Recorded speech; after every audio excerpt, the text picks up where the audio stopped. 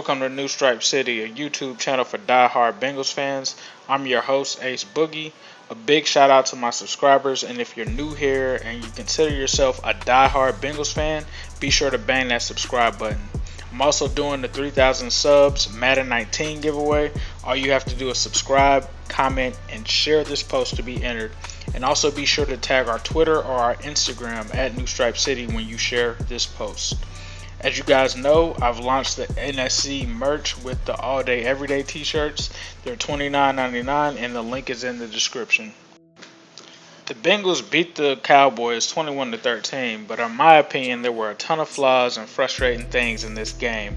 The first frustrating thing was the offensive line. The right side of the offensive line was clearly in flux. Bobby Hart was basically dominated by the Cowboys' best edge rusher, DeMarcus Lawrence, who is a pretty good defender, but he essentially just gave us some doubt with him being the answer at right tackle. Trey Hopkins also struggled, and Jake Fisher and Cedric Ogbuehi struggled once again. I'm not exactly sure why Ced is still on this team. He ended up giving a sack up in this game to Taco Charlton. On the bright side, though, it looks like Alex Redmond graded well on PFF. In my opinion, it was clear that the offensive line questions still remained after this game.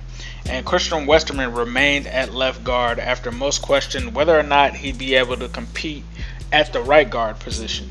I'm not a coach, I'm not an expert or anything like that, but I think that the Bengals would be best suited to just play their best linemen regardless of their natural positions or where they want to play them at. I think it would be better if they played Cordy Glenn at the left tackle, Christian Westerman at left guard, Billy Price stays at center, Alex Redmond starts at your right guard position, and put Clint Bowling at right tackle. I mean, he played left tackle in a pinch last year, which is way more difficult than right tackle. So why can't he play right tackle? Like, what's the reason? Is Bobby Hart really going to stop him? Is Cedric Ogbuehi really going to stop him? Is Jake Fisher? I mean, he's better than all three of those guys. So why not at least give it a try? But the only reason that might not happen is because I'm not sure exactly that those players have the skill set to play at those positions in this new scheme. So that is a difference. So although Bowling played left tackle last year, it wasn't a totally different blocking scheme. The next frustration was Andy Dalton, and although he was 5 of 7, the two misses to an open AJ Green were frustrating and seem to remind us of certain things that we've seen in the past when it comes to Andy Dalton. And those are the type of throws that give credence to those who say AJ Green will be a top receiver, the unquestioned top receiver, because he already is a top receiver in the league, if he had an elite passer. And you know, this is what we saw last year at times on deep passes specifically. So to see them miss on 2 was just not a good thing there. And I hope Dalton can rebound from this in his last performance and look forward and do something better going forward. Third frustration was the inconsistency by the first team offense. The running and passing game were just both trash. Mark Walton had 3 rushes for -9 yards. 3 players actually had negative yards per carry averages. 3 of them. At one point, the Bengals' first team offense had a total of 10 yards, while Dallas had over 100. This kept the defense on the field longer and gassed them out.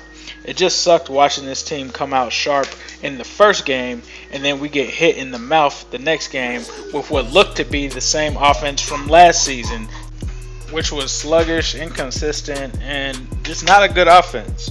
So hopefully going forward, we will see similar to what we saw in our first game against the Bears. So now to get to some of the good stuff now that we have some of the bad stuff out of the way. And I'm going to leave you with 2 words, the defensive line.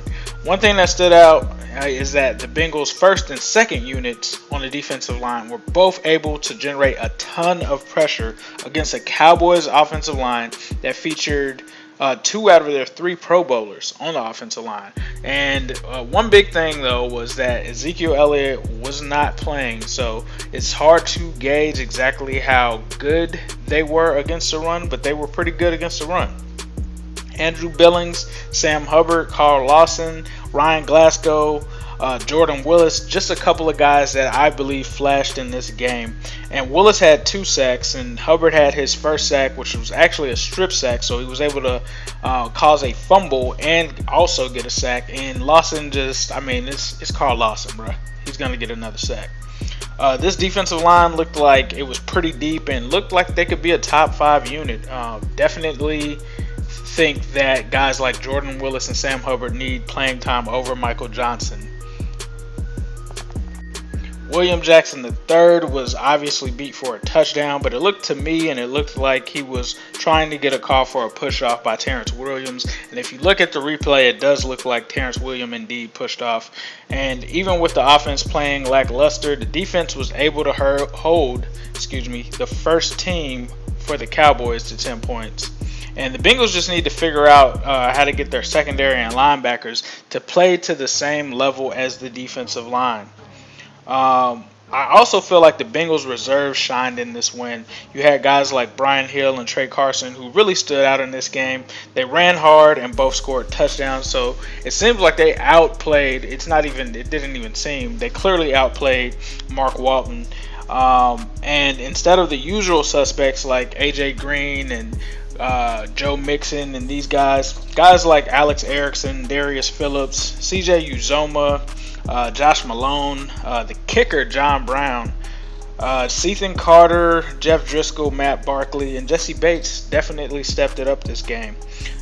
Just on a side note, another head scratcher was when Marvin Lewis said that there wasn't a competition at the kicker spot after John Brown was 2 for 2 and nailed a 55-yard field goal. Just pretty ridiculous there. But in conclusion, I'll give this game a C+ because of the performance of when it mattered. We're talking about the first teams, the first half. But I left this game with 3 things. Number 1, Andy Dalton must improve his deep ball. Number 2, the offensive line, in more particular, the right side of the offensive line, needs work. And number 3, this defensive line could be scary. So now it's time for shout outs. We shout out our subscribers at the end of every show. So be sure to subscribe and comment on this video with your username for a shout out. And first of all, I want to shout out Michael Roof for buying an all day, everyday t-shirt. We appreciate you. And for those who pre-ordered, I will be mailing the shirts out this week, so stay tuned for that. I'll be updating the tracking information once those are sent off.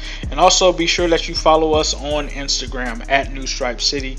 I'll be answering questions on our IG story over there, and I'll also be opening up merch to include all colors as you saw at the beginning of this video. So if you want your all day everyday shirt in white, black, and orange, you can get it now. Make sure that you check the description for the link, and it's all through Square Up, so no worries about anything on that front. And as usual, I'll leave you guys with a who day, all day, every day, and especially on Sunday.